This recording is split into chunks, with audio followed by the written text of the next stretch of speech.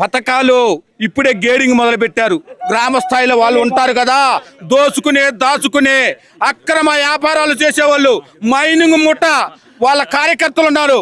వాళ్ళకి ఈ ప్రజలకు ముఖ్యం కాదు, వాళ్ళు జేబులో దోసుకోవటం ముఖ్యం. దానికి అనుగుణంగా ముగ్గులు జల్లెడబడుతున్నారు. జల్లెడబెట్టి జగన్మోహన్ రెడ్డి కులం చూడు, మతం చూడు, ప్రాంతం చూడు, పార్టీలు అసలే చూడండి మొనగాడు. మీరేం చేస్తున్నారు? ఈనాడు గేరింగ్ చేసి వాడు మన పార్టీ కాదు, వీడు మన పార్టీ కాదు, వీడు మన కొలపోడు కాదు, వాడు మన కొలపోడు కాదని కులాల వారిగా డివైడ్ చేయగలుగుతున్నారు. ఇవాళ నాగమల్లేశ్వరరావు కమ్మ కులస్తుడు వైఎస్ఆర్సీపీలో ఉండటం ఏంటని తన మరణాన్ని మీరు మరణానికి కారణమయ్యారు. ఏ పార్టీలో ఎవరు వ్యక్తులు ఉండకూడదా? అనేక పార్టీలు, అన్ని కులాలు మతాలు కలిపితేనే పార్టీ.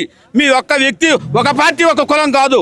ఇవాళ జగన్మోహన్ రెడ్డి ఎక్కడ కూడా కులం చూడకుండా, మతం చూడకుండా, ప్రాంతాలు చూడకుండా, పార్టీలు అసలే చూడకుండా పథకాలు ఇచ్చిన మహానుభావుడు. అంటే గతంలో పథకాలు ఇచ్చి జగన్ గారు సోమరిపోతం చేశారు అనేసి కూటమి ప్రభుత్వం చెప్తుంది. ఇప్పుడు కూటమి ప్రభుత్వం ఇస్తే సోమరిపోతులు కారంటారా? సోమరిపోతులు ఆల్రెడీ రాష్ట్రంలో సోమరిపోతనం ఏర్పడుతుంది కదా. దాచుకోవటం పనులు లేకుండా ఉపాధి హామీ పనుల్లో కూడా పార్టీలు ఖచ్చితంగా ఇస్తున్నారు.